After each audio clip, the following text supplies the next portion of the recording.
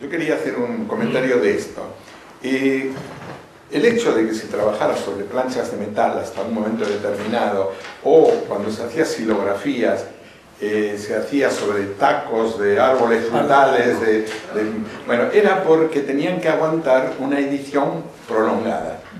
Entonces, los materiales ortodoxos estaban en función de esa edición, pero cuando de pronto se empieza a dudar de la edición o empieza a no interesarse, de pronto se empiezan a usar materiales que uno podría decir perecederos, que sirven para uno o dos impresiones y se estropean, ¿no? Antiguamente las ediciones prolongadas, las ediciones grandes se realizaban sobre chapa de cobre. Claro. Después, cuando las ediciones son más pequeñas, Sobre se hacen zinc. sobre zinc. Pero ¿qué pasa? Hay que hacer un acerado. Claro. Ese acerado tiene que estar muy bien hecho para que no tape la ranura y eso permite hacer 100 y pico, 200 copias. Claro, eso es porque si no, cada vez que se aprieta con la prensa, las líneas se van aplastando Se va y venciendo. después de una cantidad empiezan a salir. No desaparecen, pero empiezan a salir imperfectas, Sí. chatas. Más que las líneas, las aguatintas. No sé Claro. si las aguatintas todo el mundo sabe, los que no son grabadores, pero son los contrastes en las gamas de grises, ¿no? Se van igualando. Claro. Claro.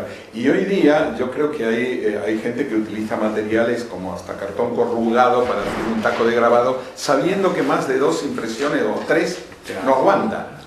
Depende, si le pones mucho gesso. Bueno, pero eso es experimentación también, eso que estás diciendo. Exactamente. Entonces, en esa experimentación pasó la técnica a un segundo lugar. Sí, está bien que haya... Por suerte, ¿no? Por Por suerte, la suerte, técnica claro, fue un segundo claro. lugar. Y creo que ese es el cambio grande que produjo el grabado en los últimos 30 o 40 años.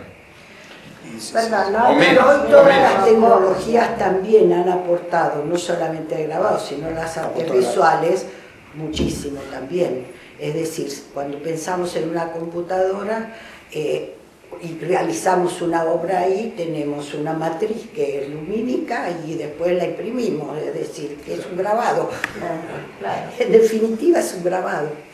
Es decir, como proceso mental para trabajarlo. Es decir, no se revierte, hay desde especificaciones, cosas mínimas de cambio, pero la gran revolución que ha permitido toda la tecnología hoy para aporte y todo lo que también, Gladys habló de la imprenta como unida al grabado, es decir, todos los medios de impresión de hoy también ayudan a que el grabado se desarrolle.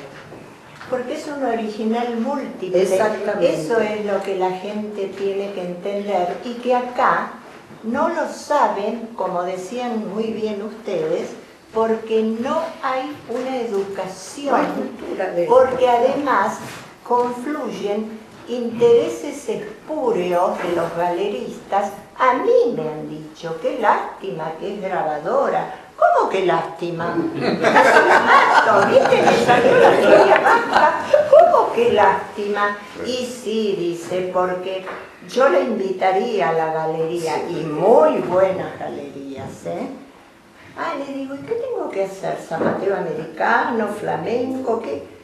Y no, dice, pero el grabador no se vende. Bueno, cuando hablamos de tiraje, tenemos que nombrar a Albino Fernández con el Club de la Estampa. Exactamente. Fue maravilloso. Se hacía un grabado por mes, Sí, con un tiraje de 1000 copias.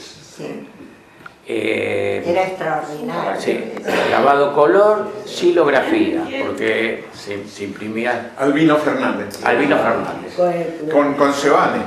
Con Claro, Giovanni, Giovanni, No, la mayoría de los, digamos, artistas reconocidos, se lo invitaba, y se lo invitaba a que haga escultores, también participaron. Y también pintores. Moraña hizo muchos, que yo después a Moraña, me dio los tacos y yo se los imprimí. Ahí está. Se los imprimí yo, es decir, ya porque ellos hacían una impresión tipo mecánica Sí, en sí. su momento. Sí, sí. Y yo se lo hice de a uno, como era un gato, Como como era grabado. corresponde. Claro, Como- claro. Pero el tiraje era de 1000, ¿eh? Sí. Yo una vez vi una exposición en el Museo del Prado, hace 5 o 6 años, de Manet. Y al lado de muchas de las obras de Manet, no todas, pero la gran mayoría de las, había un pequeño grabadito de la obra, que lo hacía Manet. Ahí me entero que para difundir las obras que él consideraba importantes, hacía un pequeño grabado de este tamaño, en blanco y negro, y que después lo distribuía. Y era una forma Como de... la como la estampita. Como la estampita, como la una estampita. fotografía, Como pero en una aquel foto. momento no era Era la la fotografía. réplica, Sí, sí. claro. Que me resulta sumamente interesante Hermoso. eso. Nada menos que ¿Puedo decir Manera. algo? Sí. A ver, sí. Que esas palabras que dijeron va a ser curiosas. De qué lástima que yo lo he grabado. Pedro Rivera a nosotros nos decía, qué lástima que lo dibujaste. Pasarlo al grabado. Ay, qué gracias. Claro. Dice, él no creía en otra forma de hacer las cosas si no es un grabado. Claro, claro. Y bueno, No, pero cada eso, uno con lo suyo. pero eso que Y está hablo de diciendo, Pedro Rivera. claro, pero esto que está diciendo, que dijeron no, más de uno, es en la realidad. Yo trabajo con una galería de las más conocidas de acá de Buenos Aires. En una oportunidad el dueño de la galería me dijo, a mí me gustan mucho tus grabados, pero yo teniendo éxito, haciendo una muestra de grabado, algo parecido, con mucho éxito, vendo toda la muestra y me rinde lo mismo que vender un cuadro. Entonces, Qué curioso es eso. Yo estoy entonces ahí- descubriendo un mundo como música de la dependencia Sí. que puede haber entre la creación artística y la venta de la Bueno, obra. Digo, que la música eso no existe. claro, pero No es que existe para nada. existen las dos cosas. Directamente no se toca y La creación independiente, digamos así. Los grabadores son más independientes que los pintores, porque como no hay mercado, Hacen le lo que- Claro, hacen lo que es quieren. relación con el mercado, que la música Pero no es tan así, porque ¿Sí? yo sé que ustedes lo escriben para orquesta porque no les tocan la orquesta. Bueno, pero Es más o menos la misma cosa. no todos. Eso es una postura de alguna persona que no lo hace por eso, pero no es una postura general, sino hay infinidad de obras por orquesta. Pero es distinto, porque al revés, el músico, el compositor, tiene una, ¿cómo te puedo decir? Investigativa con respecto a lo que compone y el instrumento si lo puede tocar. Entonces, a veces fuerza la lutería, a la construcción del instrumento para que el instrumento llegue a eso que el compositor está proponiendo. Es decir, está produciendo una revolución en el instrumento. ¿No, Irma? Entonces, pero nunca uno cuando trabaja, porque si no, eso que vos decís sería para todo, porque nosotros como músicos no tenemos lugares donde nos toquen las obras y no producen plata. A mí me tocan una obra en Radio Nacional y me pagan 15 centavos, así como lo escuchan, si me lo pagan. La planilla de SADEC viene la liquidación, 15 centavos. Entonces, nosotros no estamos relacionados con el mercado de esta manera y me llama la atención, porque de alguna manera los condiciona bastante, ¿no? No nos condiciona porque seguimos trabajando. No, por Tenemos suerte, pila de por suerte, obras, ¿no? Por suerte. planeras llenas de obras que no Pero es terrible, pero que ¿no? seguimos produciendo Porque es angustiante. porque la producción, la necesidad de producir Claro, seguro. es ajena a un mercado. Lo que sí estamos viendo es que hay lugares donde hay un mercado para el Claro, grabado, claro. donde hay editores que financian ediciones, por ejemplo. Vienen y te dicen, bueno, esta edición yo te la compro, hace tantos grabados Bueno, y me los lo que hacía Albino Fernández. Claro, Lo Con que el Club de hacía- Estampa en Europa hay un A ver, montón ¿te das cuenta que compran ediciones para es la los socios. actividad artística que cada uno desarrolla? Porque estás de alguna manera relacionando tu producción con la venta. El compositor no lo compone, no sabe si algún día la va a escuchar la obra.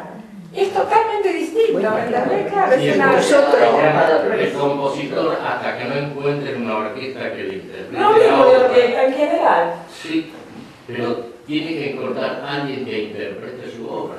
Por eso no está especulando nunca con ese tema. Perdóname, yo creo Claro, que esta problemática es del artista, no es de la especialidad. El problema del mercado, la creatividad es una historia. Después, cuando, por ejemplo, yo quería hablar sobre la producción del grabado, que hubo un periodo muy importante con la litografía.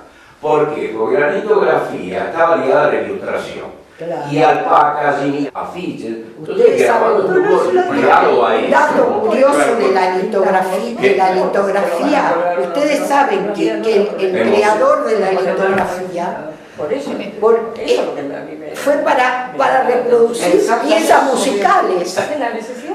Mirá cómo se une, para hacer la reproducción de las piezas musicales. Las partituras. Las Pero, partituras. escúchame, por ejemplo, la gráfica llevada a Porque la antes se publicidad. hacía Se copiaban Es a decir, mano. un ilustrador que trabajaba con las piedras, y hubo grandes ilustradores, había que hacer letras, Sí, porque eran todo. los afiches, o los envases de hojalata, todo eso se hacía en lito. Sí. Claro, Y pero bueno, ¿sabes qué? ¿Sabes qué?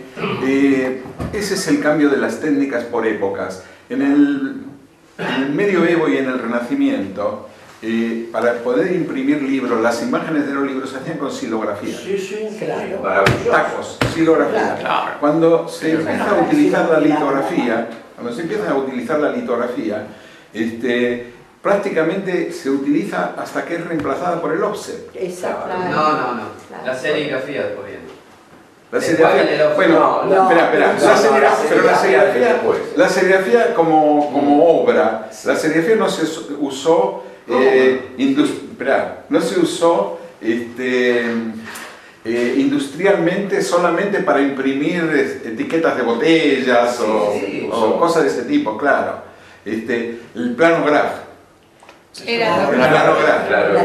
El planograph. Y al contrario de esa técnica industrial, es que aparece la serigrafía artística, cuando se pueden utilizar las emulsiones que registran los detalles, porque si no antes era con el corte de la goma laca que daba una cosa muy dura. Sí. Y la fotografía. La fotografía es posterior y la reemplaza. Entonces, ahí toda tiene que ver con la evolución de las técnicas. Pero ese aprendizaje de ahí después estuvo aplicado a lo artístico, a la libertad del artista de tomar. Yo, por ejemplo, trabajé mucho en publicidad, ¿no? Y las técnicas de pastel, marcadores, cuando hacíamos los bocetos, después yo todo eso lo incorporaba a la parte mía, plástica, pero descubría en ese mundillo que estaba, digamos, muy ceñido a lo que tenía que rendir, que eran afiches, etiquetas, campañas de publicidad. Bueno, era un drama porque estaba rodeado con tipos que hacían letras fabulosamente, los originales, ilustradores, ilustradores que hacían figuras maravillosas. Bueno, todo eso uno lo absorbía y después te liberabas y lo aplicabas. No, seguro. En ese cambio de técnicas, todos nosotros vimos el momento, que es muy reciente, cuando había que hacer los fotocromos. Claro. La separación de colores para imprimir. Claro. Hoy día te lo hace la computadora directo. Yo todavía tengo una cantidad seguramente la tienen todos, ¿no? De las reproducciones de cuadros, de catálogos, de todo eso, que están las separaciones de los 5 colores. Vos tenías que hacer, por ejemplo, bocetos a mano, con recorte, con el pincel, para entregar etiquetas. Por ejemplo, yo hacía mucho de esas cosas de vino. Hoy vos hacías 3 variantes, 5 variantes. Imagínate todo a mano para presentar una campaña. Todo eso hoy en la computadora es otro maestro en eso, 100, por ejemplo, ¿o no? Sí, quiero decir las variantes que te ofrecen.